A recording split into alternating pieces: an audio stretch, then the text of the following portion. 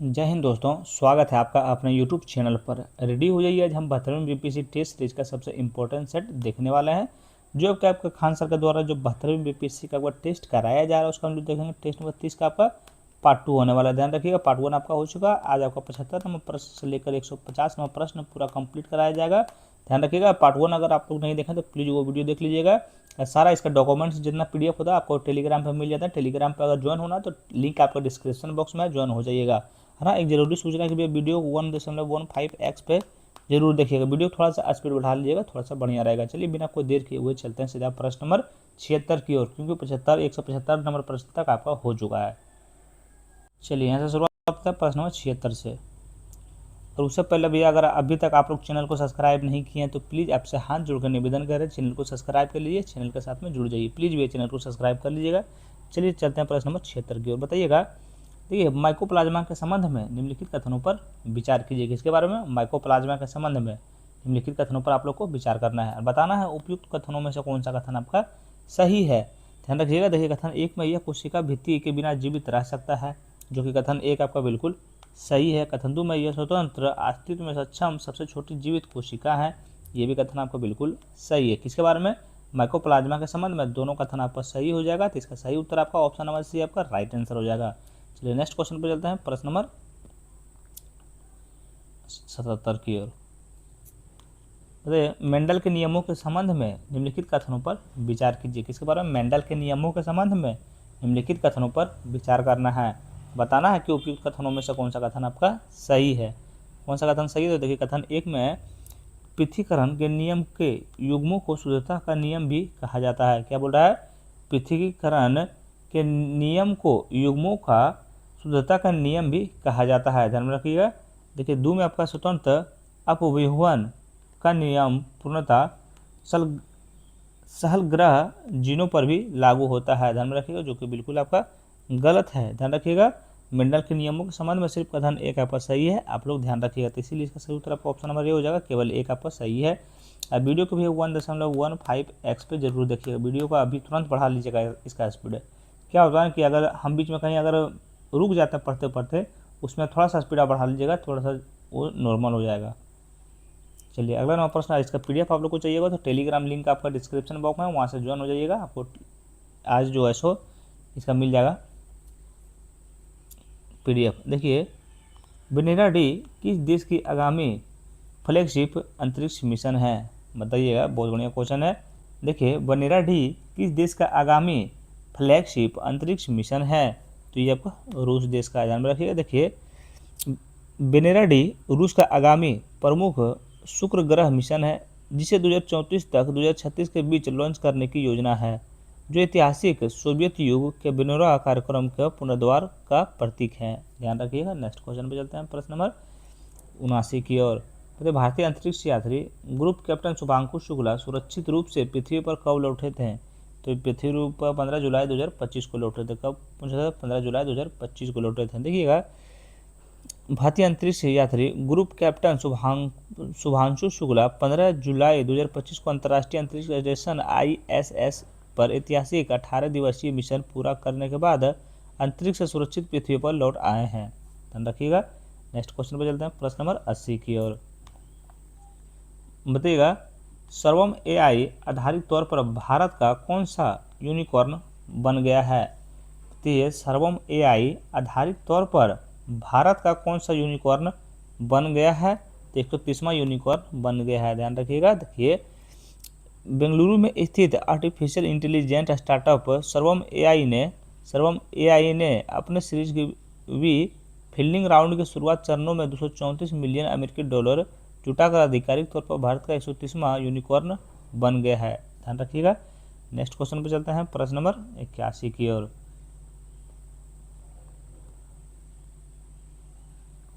81वां प्रश्न बताइएगा, भारत में पूरा पाषाण काल के संबंध में निम्नलिखित कथनों पर विचार कीजिए। चलिए बताइएगा भैया क्या बोल रहा है। भारत में पूरा पाषाण के काल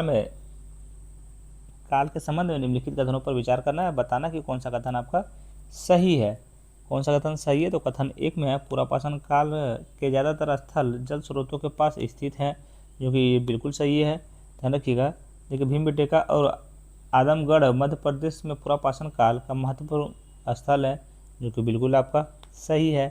3 में आपका है, देखिए अतिरमपक्कम केरल में स्थित है, जो कि बिल्कुल आपका गलत है। देखिए अतिरमपक्कम एक प्रमुख निम्न पुरापाषाण कालीन स्थल है, जो तमिलनाडु में चेन्नई के पास स्थित है। यहाँ कहाँ स्थित है आपका, ये तमिलनाडु, इसको काट दीजिएगा, तमिलनाडु आपका चेन्नई के पास स्थित है, ध्यान रखिएगा। इसका सही उत्तर हो जाएगा 1 और 2 आपका सही सम्मिलित है। किसके बारे में, भारत के पुरापाषाण काल के संबंध में, ध्यान रखिएगा और याद रखिएगा।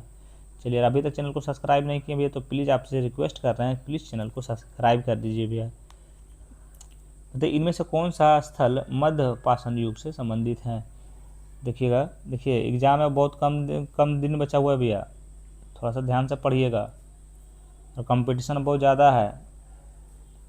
इनमें से कौन सा स्थल पुरापाषाण युग से संबंधित है, बताइएगा। तो ये सब क्वेश्चन बहुत इजी क्वेश्चन अभी है, तो ये सब उतना कौन देखता है, ये सब क्वेश्चन शुरुआती में आप लोग पढ़े होंगे। देखिए लंघनाज यह मध्य प्रदेश काल के एक उत्कृष्ट स्थल है। यह सूक्ष्म पत्थरों, जानवरों की हड्डियां और मानवीय उपमहाद्वीपीय से सुनियोजित मानव दफन के सबसे शुरुआती लक्ष्यों के लिए प्रसिद्ध है। ध्यान रखिएगा। नेक्स्ट क्वेश्चन पे चलते हैं, प्रश्न नंबर 83 की ओर। बताइए हड़प्पावासी मनके बनाने के लिए आमतौर पर इनमें से किस सामग्री का इस्तेमाल करते थे?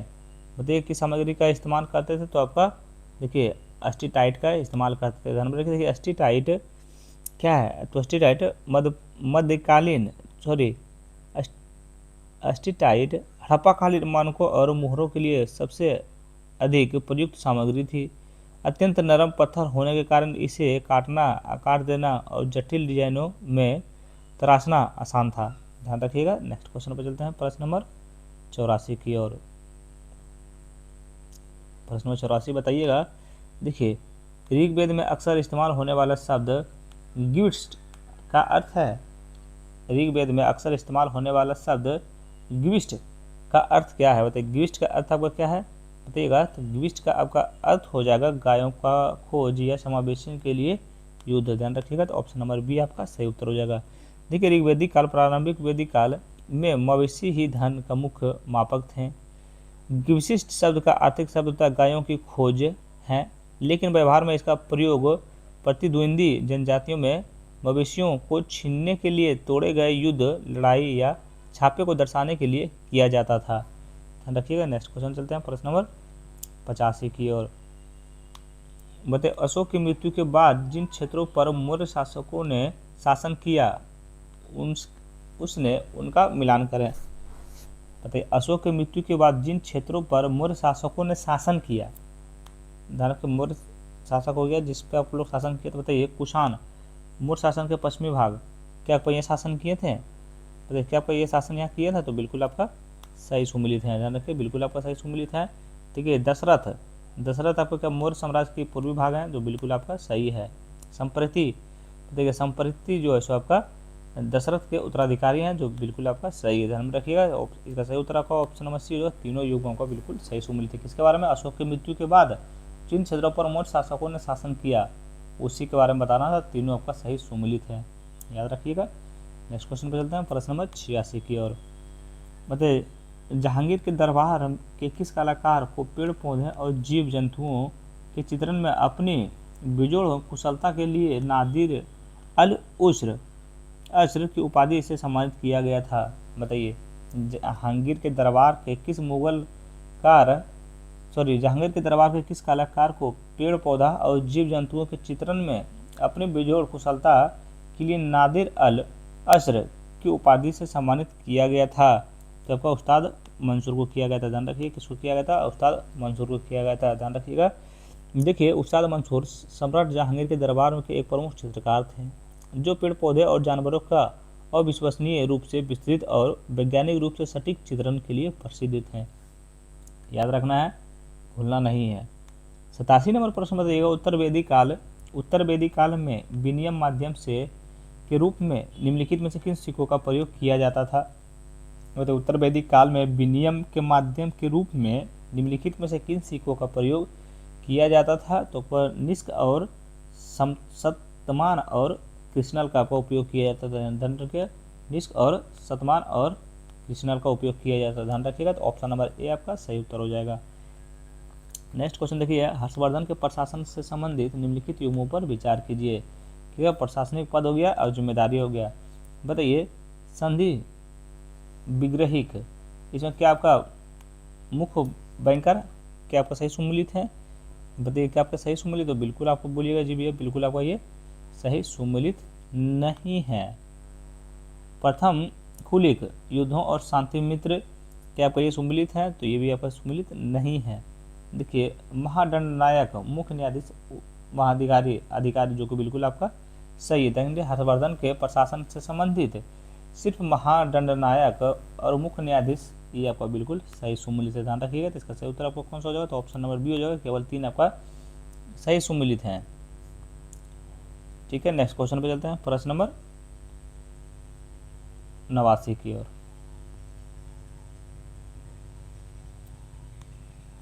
तभी अकबर के शासनकाल में किस खास पांडुलिपि परियोजना ने 100 से अधिक भारतीय कलाकारों को शामिल करके फारसी शैली से पेंटिंग की एक अलग मुगल शैली में बदलाव को चिन्हित किया था? तो आपको किए थे, ध्यान में रखिएगा। देखिए, हजनामा, ऑप्शन नंबर डी आपका। इसका आप सोल्यूशन बताएंगे तो थोड़ा सा ज़्यादा क्लियर हो जाएगा। एक बार क्वेश्चन को फिर से हम लोग देखते हैं। देखिए, अकबर के शासनकाल में किस खास पांडुलिपि परियोजना ने 100 से अधिक भारतीय कलाकारों को शामिल करके फारसी शैली पेंटिंग की एक अलग मुगल शैली में बदलाव को चिन्हित किया था? किसको? तो आपका हजनामा को किया था। देखिए, हजनामा के बारे में थोड़ा सा जानते हैं। हजनामा आमिर हजा का महाकाव्य मुगल चित्रकला शैली की एक आधारशिला परियोजना थी, जिसे अकबर ने 1560 के दशक में बनाया था, याद रखिएगा। नेक्स्ट क्वेश्चन पे चलते हैं, प्रश्न नंबर 90 की ओर। कहते भारत में डबल डोम और बंद बगीचे की अवधारणा की शुरुआत किस मुगल संरचना में अपने चरम पर पहुंच गई? भारत में डबल डोम और बंद बगीचे यानी कि 4 बाग की अवधारणा की शुरुआत किस मुगल संरचना में अपने चरम पर पहुंच गई थी? कब आपका चरम पर पहुंच गई थी? तो ये आपको किसके? हुमायूं का मकबरा, ध्यान रखिएगा। हुमायूं का मकबरा जो है आपका अपने चरम पर पहुंच गई थी। देखिए, 1560 के दशक में निर्मित हुमायूं का मकबरा वास्तुकला में एक महत्वपूर्ण मोड़ था। इसे भारतीय उपमहाद्वीप का पहला वास्तविक उद्यान मकबरा माना जाता है, ध्यान रखिएगा, जिसने औपचारिक रूप से 4 बाग यानी 4 कोने वाला उद्यान लेआउट की शुरुआत की, ध्यान रखिएगा और याद रखिएगा। और फिर से अगर इसको सुनना है तो 10 सेकंड के लिए वीडियो आप लोग पीछे कर लीजिए भैया, फिर से सुन लीजिएगा। नेक्स्ट क्वेश्चन देखिए, 91 नंबर प्रश्न है, गोपाल कृष्ण गोखले भारतीय राष्ट्रीय कांग्रेस के भीतर राजनीतिक विचारधारा का वर्ग से संबंधित हैं? क्या बोल रहा है? गोपाल कृष्ण गोखले भारतीय राष्ट्रीय कांग्रेस के भीतर राजनीतिक विचारधारा के किस वर्ग से संबंधित हैं? बताइए किस धर्म से संबंधित है? तो आपको उदारवादी धर्म से आपका संबंधित है। धर्म कौन सा वर्ग से? तो उदारवादी वर्ग से संबंधित है। गोपाल कृष्ण गोखले भारतीय राष्ट्रीय कांग्रेस के भीतर नरमपंथी गुट के प्रमुख नेता थे। किसके? नरमपंथी, याद रखिएगा। अगला 92 नंबर प्रश्न बताइएगा। देखिए, बहुत ही बढ़िया क्वेश्चन है। क्या बोल रहा है? इनमें से कौन सा विकल्प इंडियन काउंसिल एक्ट 1909 के तहत लेजिस्लेटिव काउंसिलिंग का गठन का सही अंतर बताता है? गठन का सही अंतर आपको कौन बताता है? तो ये आपको बताता है केंद्र का आधिकारिक बहुमत और प्रांतों में गैर आधिकारिक बहुमत, ध्यान रखिएगा। तो ऑप्शन नंबर सी आपका सही उत्तर हो जाएगा। नेक्स्ट क्वेश्चन पर चलते हैं, प्रश्न नंबर 93 की ओर। बताइए, सूरत विभाजन के बाद ब्रिटिश सरकार ने चरमपंथी आंदोलन को कमजोर करने के लिए क्या उपाय किए? सूरत विभाजन के बाद ब्रिटिश सरकार ने चरमपंथी आंदोलन को कमजोर करने के लिए क्या उपाय किए थे? तो आपका लोकनायक तिलक को जेल में डालना और उन्हें मांडले का निर्वासित करना, ध्यान रखिएगा। तो ऑप्शन नंबर बी आपका सही उत्तर हो जाएगा। देखिए, 1907 के सूरत विभाजन के बाद अंग्रेजों ने गाजर और छड़ी की राजनीति अपनाई। संवैधानिक सुधारों 1909 अधिनियम के साथ वादे के साथ नरमपंथी को शांत किया, जबकि अलग थलग पड़े चरमपंथी को बेरहमी से कुचल दिया, ध्यान रखिएगा। नेक्स्ट क्वेश्चन पे चलते हैं, प्रश्न नंबर 94 की ओर। अगर हमसे कहीं थोड़ा सा मिस्टेक हो रहा होगा भैया तो प्लीज़ आप लोग दोस्त समझ के, भाई समझ के, या फिर छोटा भाई या फिर बड़ा सा भाई समझ के आप लोग प्लीज़ माफ़ कर दीजिएगा। 94 नंबर प्रश्न देखिए, इनमें से कौन सी घटना नरमपंथी राष्ट्रवादियों की संवैधानिक मांगों से प्रस्तावित थी? बताइए, इनमें से कौन सी घटना नरमपंथी राष्ट्रवादियों की संवैधानिक मांगों से प्रभावित थी? कौन सा आपको प्रभावित थी, तो ध्यान रखिएगा। इसका सही उत्तर आपका कौन सा हो जाएगा? चलिए बताइए, आप लोग खुद भी तो आंसर बताइए भी, आप लोग खुद भी तो एक भी आंसर नहीं बताते हैं। चलिए, इसका 94 नंबर आंसर का आप लोग कमेंट बॉक्स में बताइए, तो देखते हैं आप लोग बताते हैं कि नहीं बताते। इतना ईजी क्वेश्चन है। चलिए नेक्स्ट क्वेश्चन पे आ जाते हैं, प्रश्न नंबर 95 की ओर। बताइएगा भैया। देखिए, सविनय अवज्ञा आंदोलन की शुरुआत को चिन्हित करने वाली तत्कालीन घटना कौन सी थी? सविनय अवज्ञा आंदोलन की शुरुआत को चिन्हित करने वाली तत्कालीन घटना कौन सी थी? तो डांडी मार्च थी। ध्यान रखिए। देखिए, महात्मा गांधी ने साबरमती आश्रम को तटीय गांव डांडी तक ऐतिहासिक डांडी मार्च यानी नमक मार्च करके आधिकारिक तौर पर सविनय अवज्ञा आंदोलन की शुरुआत की। यह 6 अप्रैल 1930 को अंग्रेजों के नमक अधिकारी को औपचारिक रूप से तोड़ने की शुरुआत हुआ। ध्यान रखिएगा, याद रखिएगा। नेक्स्ट क्वेश्चन पर चलते हैं, प्रश्न नंबर 96 की ओर। पति संप्रदाय के चंपाट के संबंध में निम्नलिखित में से कौन सा कथन सही है? किसके बारे में? सांप्रदायिक चंपाट के संबंध में। ये चीज़ आप लोग को ध्यान रखना है। चलिए बताइएगा कौन सा कथन सही। तो कथन 1 में देखिए, इसने भारत में सांप्रदायिक प्रतिनिधित्व की व्यवस्था को समाप्त कर दिया, जो कि बिल्कुल गलत है। इसने सभी समुदायों के बीच विधायी सीटें समान रूप से आवंटित की, बिल्कुल आपका गलत है। इनसे कई अल्पसंख्यक हाशिए को मौजूद समुदायों तक अलग निर्वाचन क्षेत्रों का विस्तार किया, जो कि बिल्कुल आपका सही है। ऑप्शन नंबर सी आपका सही उत्तर हो जाएगा। चलिए नेक्स्ट क्वेश्चन पे चलते हैं, प्रश्न नंबर 96-97 की। अभी तक चैनल को सब्सक्राइब नहीं किए भैया, हम देख रहे हैं आप लोग चैनल को सब्सक्राइब नहीं करते हैं। बहुत होशियार है भैया आप लोग ना, बोलते थोड़ा चैनल पर सब्सक्राइब कर दीजिए भैया, तो आप लोग नहीं करते हैं। भारत सरकार अधिनियम 1935 के संबंध में निम्नलिखित कथनों पर विचार कीजिए। भारत सरकार अधिनियम 1935 के संबंध में निम्नलिखित कथनों पर क्या करना है? तो विचार करना है, बताना है कि कौन सा कथन आपका सही है। कि इसमें इसने सांप्रदायिक प्रतिनिधित्व व्यवस्था का विस्तार किया, कोई काट ही नहीं सकता है। महिलाओं और श्रमिकों जैसे समूहों के लिए भी अलग निर्वाचन क्षेत्रों की व्यवस्था का विस्तार किया, बिल्कुल आपका सही है। इनमें इस अधिनियम के तहत स्थापित ऑल इंडिया फेडरेशन ने आज़ादी के पहले सफलतापूर्वक काम किया, जो कि बिल्कुल आपका गलत है। ध्यान रखिए, बिल्कुल गलत है। किसके बारे में? भारत सरकार अधिनियम 1935 के संबंध में कथन 1 और 2 आपका सही है, आप लोग याद कर लीजिएगा। तो इसका सही उत्तर आपका ऑप्शन नंबर ए हो जाएगा, 1 और 2 आपका सही है। नेक्स्ट क्वेश्चन चलते हैं, प्रश्न नंबर 98 की ओर।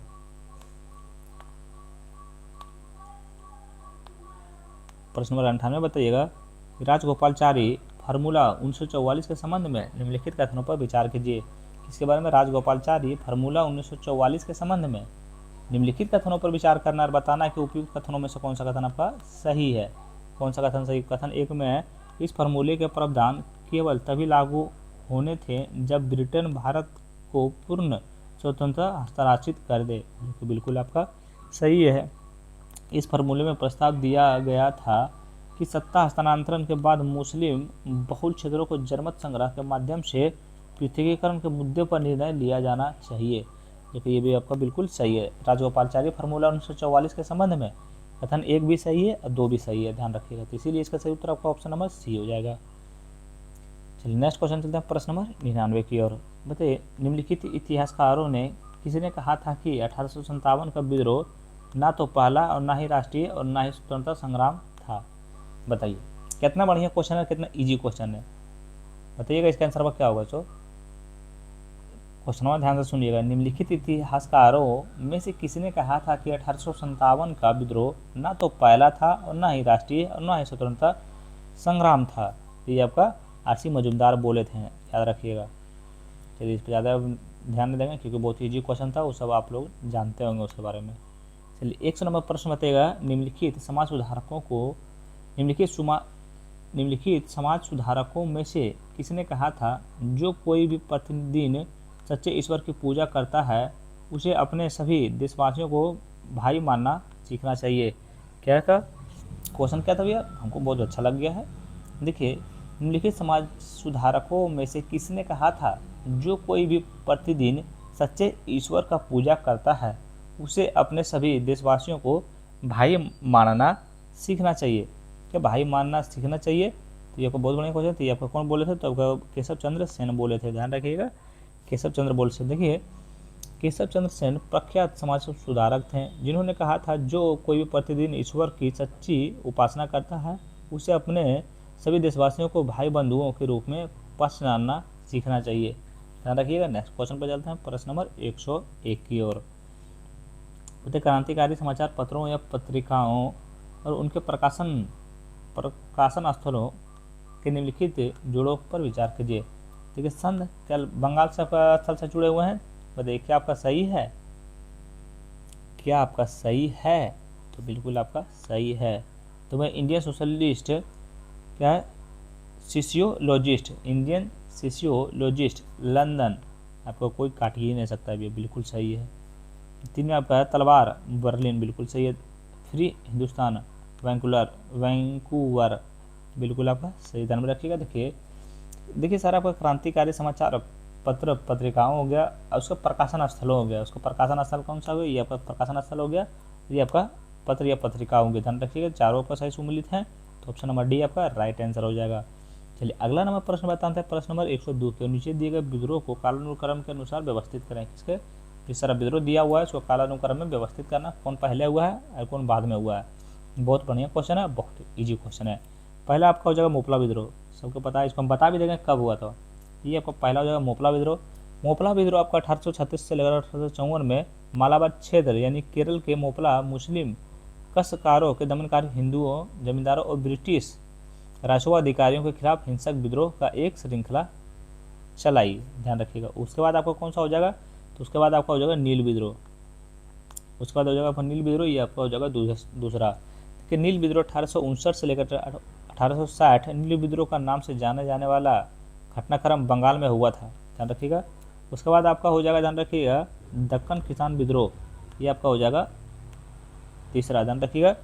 देखिए दक्कन किसान विद्रोह 1875 में महाराष्ट्र के पुणे और अहमदनगर जिलों में कृषि संबंधी दंगे भड़क उठे थे। मराठा किसानों ने भ्रष्ट मरवाड़ी और गुजराती सरोकारों के खिलाफ विद्रोह किया जो कर्ज के जाल में फंसकर उनके जमीन हड़प रहे थे। ध्यान रखिए। उसके बाद आपका सबसे लास्ट में हो जाएगा तो फड़के का ममोसी विद्रोह, ये आपका लास्ट में चौथा हो जाएगा। ये आपका 1879 ईस्वी में वासुदेव बसवंत फड़के ने महाराष्ट्र में समोसी किसान समुदाय को संगठित किया और एक सशस्त्र विद्रोह का आयोजन किया था। ध्यान रखिएगा। तो इसका सही उत्तर आपका ऑप्शन नंबर ए हो जाएगा। अगर इसका सोल्यूशन फिर से सुनना होगा तो थोड़ा सा वीडियो आप लोग पीछे कर लीजिए और फिर से सुन लीजिए, बहुत मजा आएगा। ये आपका दूसरा हो गया।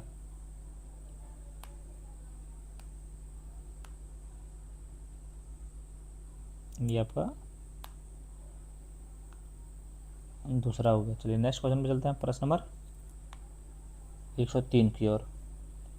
बताइए हुमायूं नामा किसके द्वारा लिखा गया था? आप बताइए, इसका आंसर हम क्या बताएं आप लोग। हुमायूं नामा किसके द्वारा लिखा गया था? आपका गुलबदन बेगम के द्वारा लिखा गया। कहाँ है गुलबदन बेगम? तो ऑप्शन नंबर आपका बी में है। ठीक है। सम्राट बाबर की पुत्री और सम्राट हुमायूं की सौतेली बहन गुलबदन बेगम ने हुमायूं नामा लिखा था, याद रखिएगा। नेक्स्ट क्वेश्चन पे चलते हैं, प्रश्न नंबर 104 की ओर। सविनय अवज्ञा आंदोलन से पूर्व सांप्रदायिक दंगे निम्नलिखित में से किन स्थानों पर हुए थे? सविनय अवज्ञा आंदोलन से पूर्व सांप्रदायिक दंगे निम्नलिखित में से किस स्थान पर हुए थे? तो ये आपका कहाँ हुए थे? तो ध्यान रखिएगा,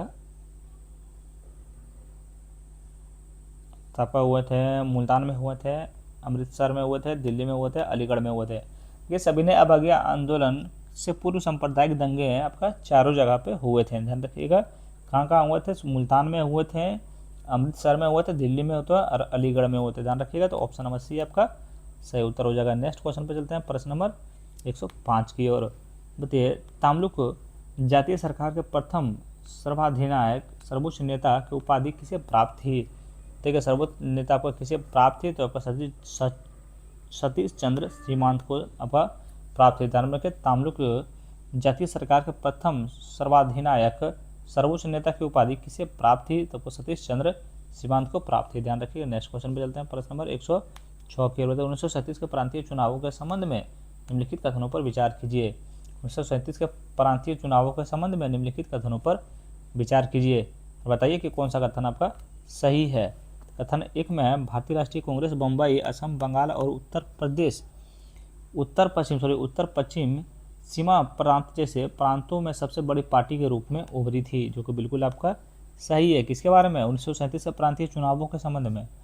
देखिए कांग्रेस ने पंजाब और सिंध में बहुमत हासिल किया, जो कि बिल्कुल आपका सही है। याद रखिएगा। तो दोनों कथन आपका सही हो जाएगा। क्या हो जाएगा? दोनों कथन आपका सॉरी भैया, कांग्रेस ने पंजाब और सिंध पर बहुमत हासिल किया नहीं, बिल्कुल आपका ये गलत है, हम मिस्टेक कर गए थे, बिल्कुल गलत है। इसमें सही कौन सा हो जाए? तो ऑप्शन नंबर ये हो जाएगा, केवल एक आपका सही। देखिए ये दो के बारे में हम लोग थोड़ा सा जानते हैं, जो गलत हो गया है इसके बारे में थोड़ा सा हम लोग जानते हैं, ध्यान रखिएगा।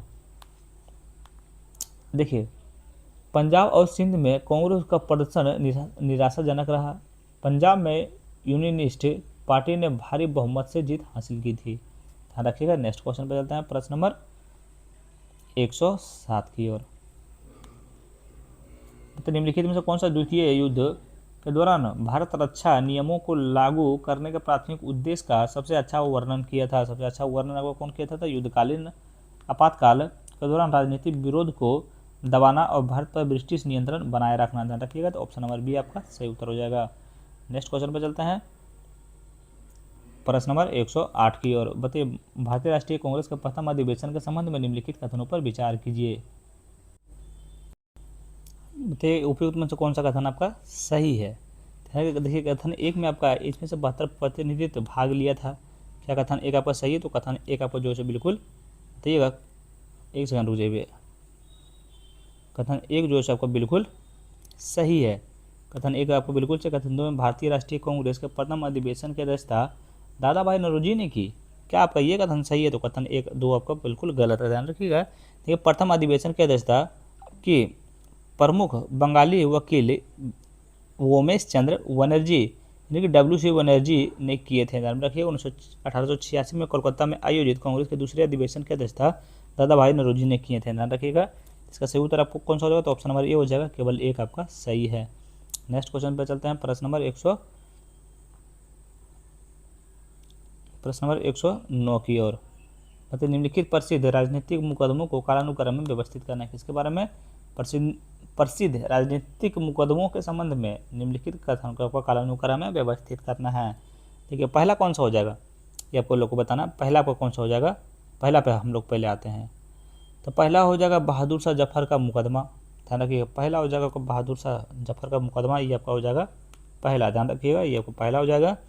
देखिए बहादुर शाह जफर का मुकदमा 1858 से लेकर 1857 के विद्रोह के दमन के बाद अंतिम मुगल सम्राट पर ब्रिटिश सैन्य आयोग द्वारा राजद्रोह और विद्रोह का मुकदमा चलाया गया था। इन्हें दोषी पाया गया और म्यांमार के रंगून योगोन से निर्वासित कर दिया गया था। उसके बाद आपका कौन सा हो जाएगा? उसके बाद होगा सुरेंद्रनाथ बनर्जी का मुकदमा। क्या सुरेंद्रनाथ बनर्जी का मुकदमा? ये आपका हो जाएगा दूसरा, ध्यान में रखिएगा। देखिए सुरेंद्रनाथ बनर्जी 1883 में जेल जाने के पहले भारतीय पत्रकार बने, जिन्होंने अपने अखबार द बंगाली में एक ब्रिटिश न्यायाधिकारी द्वारा अदालत कक्ष में हिंदू मूर्ति लाने की आलोचना करते हुए एक तीखा संप्रदाय लिखा था, जिसके कारण उन्हें बाद में अदालत पर की अपमानना का मुकदमा चलाया गया था, ध्यान रखिएगा। उसके बाद आपको कौन सा हो जाएगा? उसके बाद हो जाएगा DB सावरकर मुकदमा। DB सावरकर आपका कौन सा हो जाएगा? देखिए BD सावरकर मुकदमा आपका ये हो जाएगा तीसरा, ध्यान रखिएगा। देखिए 1910 में से लेकर 1911 यानी कि 1910 में लंदन में गिरफ्तार है और भारत में परिवर्तित किए जाने के बाद सभाकार पद AMT जैक्सन की हत्या में सहायता करने के आरोप में उसे नासिक षड्यंत्र मामले के मुकदमा चलाया गया और उन्हें काला पानी की जेल में 2 आजीवन कारावास 50 वर्ष की सजा सुनाई थी। उसके बाद आपका लास्ट में हो जाएगा 4 में आपका जो बाल गंगाधर तिलक मुकदमा, ये आपका लास्ट में हो जाएगा चौथा। तरह के कौन सा हो जाएगा? तो ऑप्शन नंबर आपका D सही उत्तर हो जाएगा। नेक्स्ट क्वेश्चन पे चलते हैं, प्रश्न नंबर 110 की ओर। देखिए बताइएगा हंटर शिक्षा आयोग 1882 से 83 के संबंध में निम्नलिखित कथनों पर विचार कीजिए। किसके बारे में? हंटर शिक्षा आयोग 1882 से 83 के संबंध में निम्नलिखित कथनों पर विचार कीजिए। उपयुक्त में से कौन सा कथन आपका सही है, ये आप लोग को बताना है। कथन एक में इसका प्राथमिक जनादेश भारत में विश्वविद्यालय शिक्षा की स्थिति मूल्यांकन और सुधार करना था, जो कि बिल्कुल आपका गलत है, ध्यान रखिए, बिल्कुल आपका गलत है। आपका 2 में है इसने प्राथमिक शिक्षा का नियंत्रण एवं नवस्थापित जिला और नगर बोर्डों को हस्ताक्षरित करने की सिफारिश की थी, जो कि कथन 2 आपका बिल्कुल सही है। तो ऑप्शन नंबर आपको कौन सा सही उत्तर है? ऑप्शन नंबर बी आपका सही उत्तर हो जाएगा, केवल 2 आपका सही है। किसके बारे में? अंतर शिक्षा आयोग 1882-83 के संबंध में, याद रखिएगा। नेक्स्ट क्वेश्चन पे चलते हैं, प्रश्न नंबर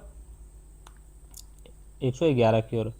बताइए, विश्व हाथी दिवस का राष्ट्रीय स्तर का समारोह किस शहर में आयोजित किया गया था?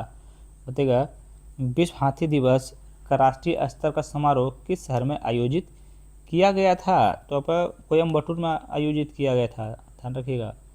तो 12 नंबर प्रश्न, भारत की पहली वन्य जीव सुरक्षित सड़क जिसे जानवरों और वाहनों का टक्कर को कम करने के लिए खास बनावट का टेबल टॉप लाल मिशन बनाए गए, जिसका उद्घाटन इनमें से किस राष्ट्रीय जलमार्ग पर किया गया था? किस राष्ट्रीय जलमार्ग पर किया गया था? तो आपका राष्ट्रीय जलमार्ग 45 पर आपका इसका उद्घाटन किया गया था, ध्यान में रखिएगा, ताकि आपका जानवर और आपका किसमें गाड़ी में आपका टक्कर ना हो जाए। 113 नंबर प्रश्न होते हैं, नो किंग्स विरोध आंदोलन किस देश में हुआ था? नो किंग्स विरोध आंदोलन किस देश में हुआ था? बताइए किस देश में हुआ था? तो ये आपका संयुक्त राज्य अमेरिका में हुआ था। इधर थोड़ा सा इजी क्वेश्चन आ रहा है, थोड़ा सा हम लोग फास्ट में निकलेंगे। तो 14 नंबर प्रश्न देखिए, प्रिज्म 5G पोर्टल किन दो नोडल मंत्रालयों के संयुक्त पहल हैं? बताइए, प्रिज्म SG पोर्टल किन दो नोडल मंत्रालयों के संयुक्त पहल है? किनका वो दो संयुक्त पहल हैं? तो ये आपका है, ध्यान में रखिए, सड़क परिवहन और राज्य जलमार्ग मंत्रालय और रेल मंत्रालय, ध्यान रखिएगा। तो ऑप्शन नंबर बी आपका सही उत्तर हो जाएगा। नेक्स्ट क्वेश्चन पे आते हैं, प्रश्न नंबर 115 की ओर। बताइए, पर्वतारोहण या खेलकूद से जुड़ी उपलब्धियों और उनसे जुड़े व्यक्ति या टीमों के युगों पर विचार कीजिए। निकामी सीता शेरपा क्या रिकॉर्ड 32वीं बार एवरेस्ट पर चढ़ाई की? क्या आपका सही है? बताइए, तो आपका बिल्कुल सही है। देखिए, लियोनेल मेसी क्या अरबपति बनने वाले दुनिया का दूसरे फुटबॉलर बने हैं? आपको बिल्कुल सही है। देखिए, मिचेल स्टार्क और दीप्ति शर्मा क्या है विजन और दुनिया का प्रमुख क्रिकेटर, जो कि बिल्कुल आपका ये भी सही है, ध्यान में रखिएगा। बिल्कुल आपका तीनों कथन सही है। इसका सही उत्तर आपका हो जाएगा ऑप्शन नंबर डी, आपका बिल्कुल सही उत्तर हो जाएगा, ध्यान रखिएगा। नेक्स्ट क्वेश्चन पर चलते हैं, प्रश्न नंबर 116 की ओर। मिलान करने वाला शतरंज में विशेष उपलब्धि 2026 और खिलाड़ी हैं। ये सर आपका शतरंज में विशेष उपलब्धि है और ये सर आपका खिलाड़ी हो गया, ध्यान रखिएगा। तो FIDE महिला कैंडिडेट्स टूर्नामेंट का विजेता आपका कौन बने हैं? तो इनका विजेता आपको कौन बना, जल्दी बताइए। तो इनका विजेता जो है साहब का, देखिए, R वैशाली बने हैं, ध्यान रखिए। भारत के 95वां ग्रैंड मास्टर आपका कौन बने हैं? तो ये आपको बने हैं अर्नेक घोष बने हैं। मतलब इतिहास के दूसरे सबसे युवा ग्रैंड मास्टर आपका कौन बने हैं? तो ये आपका देखिए फास्टिनो ओरो बने हैं। देखिए, इंटरनेशनल मास्टर का खिताब हासिल किसने किया था? अपर सक्सेना किए हैं, ध्यान रखिएगा। इसका सही उत्तर आपका कौन सा हो जाएगा? तो ऑप्शन नंबर आपका ए आपका राइट आंसर हो जाएगा। नेक्स्ट क्वेश्चन पे चलते हैं, प्रश्न नंबर 117 की ओर। तो सूचीबद्ध में क्या एथलीट है? सूचीबद्ध में उपलब्धि, ये सर आपका एथलीट हो गया और ये सर आपका हो गया उपलब्धि हो गया। बताइए, गुरविंदर सिंह का वो कौन सा उपलब्धि से प्राप्त हुआ है? तो गुरविंदर सिंह को जो है सो आपका, ध्यान रखिएगा, 100 मीटर की राष्ट्रीय रिकॉर्ड 10.09 सेकंड में आपका हासिल किए थे, ध्यान रखिएगा। बताइए, विशाल टीके को आपको कौन सा उपलब्धि प्राप्त हुआ? तो आपका 400 मीटर दौड़ में 45 सेकंड का वादा तोड़ा, जो कि 44.98 सेकंड था, ध्यान में रखिएगा। ये आपका 3 में हो जाएगा। बताइए, ईशांग सिंह आपका हो जाएगा 1 में। पाक जलनपुर मध्य के 9 घंटे 50 मिनट तैरकर पार किया। बताइए, जेबेस्टियन सेवे ये आपको जो है 2 घंटे से कम समय में मैराथन पूरा किया, ध्यान रखिएगा। 117 का आपका सही उत्तर कौन सा हो जाएगा? तो ऑप्शन नंबर सी आपका सही उत्तर हो जाएगा। नेक्स्ट क्वेश्चन पर चलते हैं, प्रश्न नंबर 118 की ओर। बताइएगा, इनमें से किस भारतीय फुटबॉलर ने 2024-25 सीजन के लिए ऑल इंडिया फुटबॉल फेडरेशन का men's player of the year award जीता है? किसने men's player of the award जीता है? तो ये आपका जीता है, देखिए, सुभाषिस बोस जीते हैं, ध्यान रखिएगा। ऑप्शन नंबर सी आपका सही उत्तर हो जाएगा। नेक्स्ट क्वेश्चन पर चलते हैं, प्रश्न नंबर 119 की ओर। प्रश्न नंबर 119 की ओर, चलिए इसको क्या करना है, मिलान करना है। बताइए, सूची 1 में क्या ऑपरेशन अभ्यास है? ये सर आपका ऑपरेशन अभ्यास हो गया और ये सर आपका स्थान हो गया। बताइए, ऑपरेशन हिम सेतु त्रिशक्ति कोर ये आपका किस स्थान पे हुआ था? तो ये आपका हुआ था, देखिए, हुआ था ये आपका सिक्किम में हुआ था, ध्यान रखिएगा। देखिए, ऑपरेशन नेत्र 1.0 ये आपका हुआ था लद्दाख स्थान में अभ्यास हुआ था। बताइए, ब्रह्मशास्त्र लाइव फायरिंग अभ्यास ये आपका किस स्थान पे हुआ था? तो ये आपका हुआ था जैसलमेर सेक्टर राजस्थान में हुआ था, ध्यान रखिएगा। बताइए प्रगति 2026 बहुराष्ट्रीय अभ्यास है आपका, तो ये उमरोई मेघालय में हुआ था, ध्यान रखिएगा। तो ऑप्शन नंबर बी आपका इसका सही उत्तर हो जाएगा। इसको थोड़ा सा याद कर लीजिए भाई, याद करना बहुत ज़रूरी है। यहाँ तक अगर आप लोग देख रहे होंगे तो भैया चैनल को प्लीज़ अभी सब्सक्राइब कर लीजिए भैया। चलिए 120 नंबर प्रश्न बताइएगा, इनमें से कौन सा विश्व का पहला पूर्ण रूप से लाइसेंस प्राप्त एआई संचालित डिजिटल बैंक है? तो इनमें से कौन सा विश्व का पहला पूर्ण रूप से लाइसेंस प्राप्त एआई संचालित डिजिटल बैंक है? तो ये आपका राइट बैंक है, ध्यान रखिएगा। ऑप्शन नंबर बी आपका सही उत्तर हो जाएगा। थोड़ा सा फास्ट में चलेंगे। देखिए केंद्र सरकार ने पीएफ खाता धारकों के लिए ऑटो सेटलमेंट की सीमा बढ़ाकर कितनी कर दी है? कि सीमा बढ़ाकर आपको कितनी कर दी है? तो आपको कर दी है, ध्यान रखिएगा। क्या है बोला, केंद्र सरकार ने पीएफ खाता धारकों के लिए ऑटो सेटलमेंट की सीमा बढ़ाकर कितनी कर दी है? तो आपको 5 लाख कर दिया, ध्यान रखिएगा। देखिए 22 नंबर प्रश्न देखिए, पत्थर कट्टी प्रस्तर शिल्प पत्थर कट्टी कला जिसे भौगोलिक संकेतक जीआई टैग प्रदान किया गया है, बिहार के किस जिले से संबंधित हैं? तो बिहार के आपका गया जिले से संबंधित है, ध्यान रखिएगा। तो ऑप्शन नंबर डी आपका सही उत्तर हो जाएगा। नेक्स्ट क्वेश्चन पे चलते हैं, प्रश्न नंबर 123 की ओर। बताइए निम्नलिखित कथनों पर विचार कीजिए और उपयुक्त कथनों में से कौन सा कथन आपका गलत है ये आप लोग को बताना है। यहाँ देखिए आपका गलत बोल रहा है, गलत है, कौन सा आपका गलत है ये आपको बताना। देखिए चलिए इसके बारे में हम लोग थोड़ा विशेष रूप से जानते हैं। देखिए आईआईटी खड़गपुर ने एक एआई संचालित खनन प्रणालियों के लिए विक्रम सोढ़ी केंद्र का उद्घाटन किया। क्या आपका एक सही है? तो बताइएगा। तो एक तो भी आपका बिल्कुल सही है। दो में आपका है भारत का पहला क्वांटम कंप्यूटर अमरावती आंध्र प्रदेश में लॉन्च किया गया है, जो कि बिल्कुल आपका सही है, ध्यान रखिएगा। 127 का सही उत्तर को दोनों का था आपका सही है, ध्यान रखिएगा। लेकिन बोल रहा था कौन सा आपका गलत है, लेकिन गलत आपका कोई भी नहीं है। इसका सही उत्तर आपका ऑप्शन नंबर डी हो जाएगा, ना ही एक ना ही दो, कोई भी गलत इसमें से आपका नहीं है, दोनों आपका सही था। चलिए नेक्स्ट क्वेश्चन चलते हैं, प्रश्न नंबर 124 की ओर। पता निम्नलिखित कथनों पर विचार कीजिए, उपयुक्त कथनों में से कौन सा आपका सही है? तो आपका कथन देखिए सही एक में माइक्रोसॉफ्ट ने माई ट्रांसक्रिबल 1 नामक एक नया एआई ट्रांसक्रिप्शन मॉडल पेश किया, जो बिल्कुल सही है। दो आपका गलत है, ध्यान रखिए। तो ऑप्शन नंबर ए आपका सही उत्तर हो जाएगा। नेक्स्ट क्वेश्चन पे चलते हैं, प्रश्न नंबर 25 की ओर। बताइएगा व्यक्ति और प्रथम उल्लेखनीय उपलब्धियों के निम्नलिखित युगों पर विचार कीजिए। रितिका श्री, बताइए रितिका श्री भारत की पहली ट्रांसजेंडर क्रिकेटर अंपायर हैं, जो कि बिल्कुल आपका सही है। सानिया आपका कैट ए फ्लाइंग इंस्ट्रक्टर के रूप में अर्हता प्राप्त करने वाली पहली महिला आईएएफ अधिकारी हैं, जो कि बिल्कुल आपका सही सुमिलित हैं। देखिए कुलजीत कौर महर्षा क्या है, मेटियोरिटिकल सोसाइटी के फोरो चुनी जाने वाली पहली भारतीय महिला है, जो कि बिल्कुल आपका सही है। 4 में आपका है क्रिस्टीना कोच नासा के आर्टेमिस 2 के मिशन के एकमात्र महिला अंतरिक्ष यात्री हैं, जो कि बिल्कुल आपका सही है, ध्यान रखिए। तो 125 का आपका सही उत्तर कौन सा हो जाएगा? तो ऑप्शन नंबर डी आपका सही उत्तर होगा। 4 युग आपका चारों सही सुमिलित है, ध्यान रखिएगा कितने सुमिलित हैं, तो आपको चारों आपका सुमिलित हैं। इसको याद करना बहुत जरूरी है, ये क्वेश्चन बहुत इंपॉर्टेंट क्वेश्चन है भैया, VVI क्वेश्चन है ये, ध्यान रखिएगा। नेक्स्ट क्वेश्चन में चलते हैं, प्रश्न नंबर 126 की ओर। बताइए कम जोखिम वाले विदेशी निवेशकों के लिए पंजीकरण प्रक्रिया को सरल बनाने हेतु क्या स्वागत FI फ्रेमवर्क हाल ही में किसके द्वारा लॉन्च किया गया था? किसके द्वारा लॉन्च किया गया था? भारतीय प्रतिभूति और विनिमय बोर्ड सेबी के द्वारा लॉन्च किया गया था, ध्यान रखिएगा। नेक्स्ट क्वेश्चन पर चलते हैं, प्रश्न नंबर 127 की ओर। बताइए निम्नलिखित कथनों पर विचार कीजिए, उपयुक्त में से कौन सा कथन आपका सही है ये आप लोग बताइएगा। देखिए कथन एक में आपका है माइन्यूट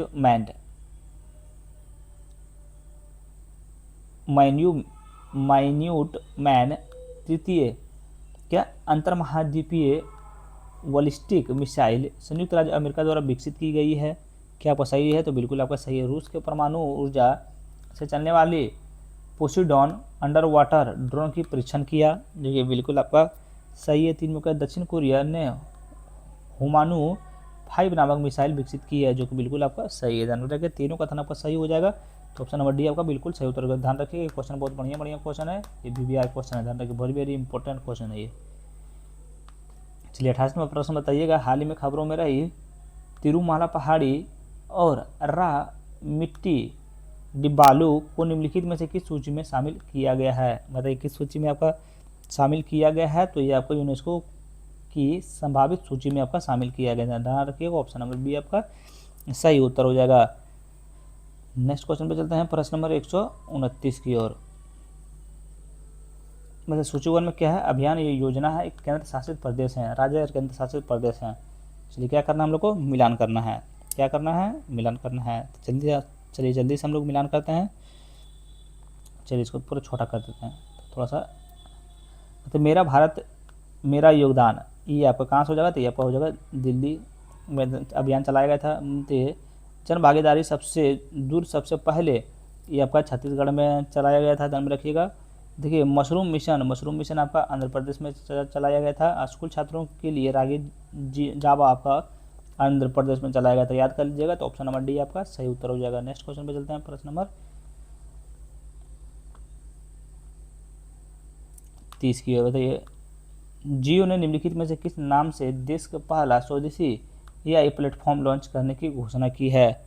बताइए कहाँ पर एआई करने की? देखिए जियो ने निम्नलिखित में किस देश के पहला स्वदेशी एआई प्लेटफॉर्म लॉन्च करने की घोषणा की है? तब पीपल फास्ट में आपका किए हैं, ध्यान रखिएगा। ऑप्शन नंबर सी आपका सही उत्तर हो जाएगा। चलिए नेक्स्ट क्वेश्चन चलता है, प्रश्न नंबर 134 है। नियुक्तियों और उनसे संबंधित पदों के निम्नलिखित युग्मों पर विचार कीजिए। किसके बारे में? नियुक्तियों और उनसे संबंधित युग्मों पर विचार कीजिए। बताइए ऊपर दिए गए युग्मों में से कितने सही सुमिलित हैं, ये आप लोग को बताना है। बताइए कितने सुमिलित हैं। तो ये आपका जो है तो बहुत बढ़िया क्वेश्चन है। देखिए आपका एक में है संजय कुमार जुआर, पहले CEO Delhi metro international limited, क्या आपका एक सही सुमिलित है? तो एक आपका बिल्कुल सही सुमिलित है। दो में आपका Dilip Kumar chief vigilance officer cell, बिल्कुल आपका सही है। देखो शशि शेखर वेम्पति, क्या आपका तीन सही सुमिलित है? तीन आपका सही सुमिलित नहीं है। 4 में देखिए आपका है एमएन राजा सुब्रमण्यम चेयरमैन, बिल्कुल आपका गलत है, ध्यान रखिएगा। तो केवल 2 युग्म आपका सुमिलित हो जाएगा, ध्यान रखिएगा। ऑप्शन नंबर बी आपका सही उत्तर है। यहाँ तक जितना तक हम बताएं ये आपका एक भी गलत हमने बताया, एक भी गलत नहीं एकदम। सूची 1 में क्या है? पोर्टल और ऐप है। सूची 2 में आपका संबंधित मंत्रालय और संगठन और राज्य हैं। इस तरह का ऐप पोर्टल हो गया, ध्यान रखिएगा। तो गृह लक्ष्मी पोर्टल किस मंत्रालय या संगठन या राज्य के द्वारा आपका चलाया गया था? बताइएगा। तो ये जो आपका चलाया गया था, ध्यान रखिएगा इस चीज़ को, बहुत ही बढ़िया क्वेश्चन है। तो ये आपका चलाया गया था कर्नाटक सरकार के द्वारा। बताइए Sujalam India app portal app किस मंत्रालय या राज्य संगठन के द्वारा आपका चलाया गया था? तो ये आपका चलाया गया था, देखिए जल शक्ति मंत्रालय के द्वारा चलाया गया था, ध्यान में रखिएगा। देखिए गज रक्षक ऐप आपका हो जाएगा मध्य प्रदेश सरकार के द्वारा चलाया गया था। देखिए प्रतिभा सेतु पोर्टल ये आपका संघ लोक सेवा के द्वारा चलाया गया था। इसका सही उत्तर कौन सा हो जाएगा? तो ऑप्शन नंबर सी आपका सही उत्तर होगा। नेक्स्ट क्वेश्चन पे चलते हैं, प्रश्न नंबर 33 की ओर। संगठन और उनसे संबंधित मुख्यालयों के निम्नलिखित युग्मों पर विचार कीजिए। किसके बारे में? संगठनों और उनके संबंधित मुख्यालयों। ये सर आपका संगठन हो गया, ये सर आपका मुख्यालय हो गया, ध्यान रखिएगा। देखिए ASEM का मुख्यालय आपका कहाँ हो गया है? तो इनका मुख्यालय आपका जो है सो ध्यान में रखिएगा बुलचरस, आपका ये सही सुमिलित नहीं है। देखिए ASEM का कोई स्थानीय सचिवालय या मुख्यालय नहीं है। यह स्वदेशी मंत्रालय द्वारा रूप से समन्वित एक औपचारिक रूप से संवाद प्रक्रिया है, ना कोई औपचारिक संस्था है। इसका मतलब यह अस्थायी निकाय ऐप यूरोप फाउंडेशन बुलचरस नहीं बल्कि सिंगापुर में स्थित है। ये आपका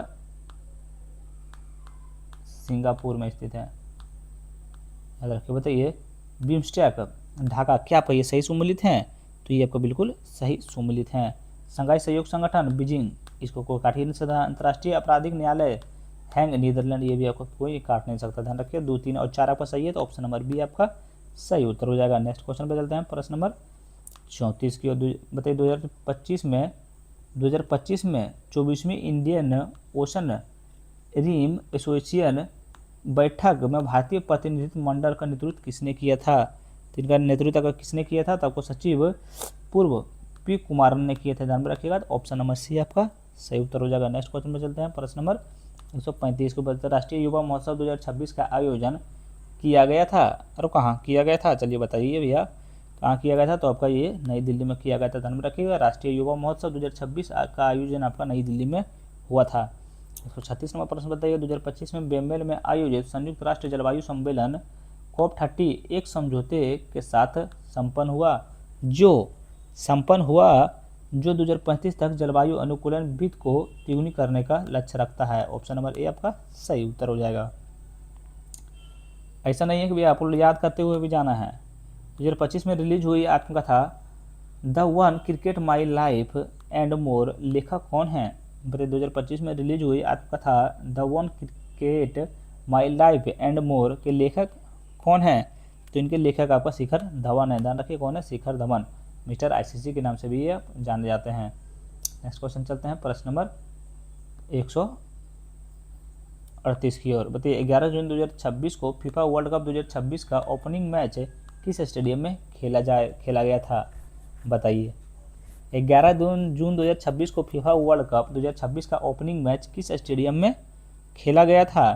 तो ये आपका एस्टाडियो एजेंटा मेक्सिको सिटी में आपका खेला गया था। ध्यान में रखिए किसमें, एस्टाडियो एजेंटा मेक्सिको सिटी में आपका खेला गया था, याद रखिएगा। नेक्स्ट क्वेश्चन पे चलते हैं प्रश्न नंबर 139 की ओर। बताइए म्यूनिख में ISSF वर्ल्ड कप 2026 में महिलाओं की ओर 25 मीटर पिस्टल स्पर्धा में भारत की ईशा सिंह का कौन सा मेडल जीता है?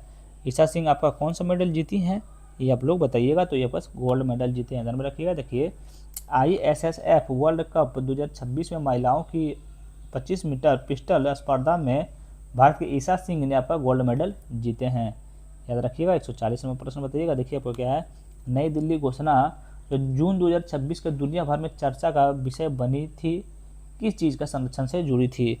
किस चीज़ के आपका संरक्षण से आपका ये जुड़ी हुई थी? तो ध्यान रखिएगा, तो ये आपका बिग कैट से आपका जुड़ी हुई थी। ध्यान में रखिएगा। नई दिल्ली की घोषणा 7 प्रमुख बड़ी प्रजातियों के संरक्षण पर विशेष रूप से केंद्रित पहली वैश्विक घोषणा थी। ध्यान रखिएगा, यह पहले अंतर्राष्ट्रीय बिग कैट अलियांस शिखर सम्मेलन का प्राथमिक परिणाम है, जिसका मेजबानी भारत 1 से 2 जून 2026 को नई दिल्ली में की थी, याद रखिएगा। चलिए 141 नंबर देखिए भैया, यहाँ से आप लोग को खुद बनाना पड़ जाएगा थोड़ा सा, हम यहाँ से आंसर हम बता देंगे। तो 141 नंबर प्रश्न का आपका सही उत्तर कौन सा हो जाएगा? तो ऑप्शन नंबर आपका ए राइट आंसर हो जाएगा। 142 नंबर प्रश्न का आपका सही उत्तर कौन सा हो जाएगा? आप लोगों को खुद सॉल्व करना पड़ेगा। 142 नंबर प्रश्न का आपका सही उत्तर ऑप्शन नंबर बी हो जाएगा। अगर सेटअप बना रहे होंगे तो बताइएगा लास्ट में कि आपका कितना नंबर आ रहा है। 143 का आपका सही उत्तर ऑप्शन नंबर सी हो जाएगा। 144 नंबर प्रश्न का आपका सही उत्तर कौन सा हो जाएगा? तो ऑप्शन नंबर सी हो जाएगा। चलिए आगे बढ़ते हैं 145 नंबर प्रश्न का। 145 नंबर प्रश्न का सही उत्तर कौन सा हो जाएगा? तो ऑप्शन नंबर ए हो जाएगा। 146 नंबर प्रश्न का आपका सही उत्तर कौन सा हो जाएगा? तो ऑप्शन नंबर आपका सी हो जाएगा। 147 नंबर प्रश्न का आपका सही उत्तर कौन सा हो जाएगा? तो ऑप्शन नंबर आपका डी हो जाएगा। 148 नंबर प्रश्न का आपका सही उत्तर कौन सा हो जाएगा? तो ऑप्शन नंबर ए हो जाएगा।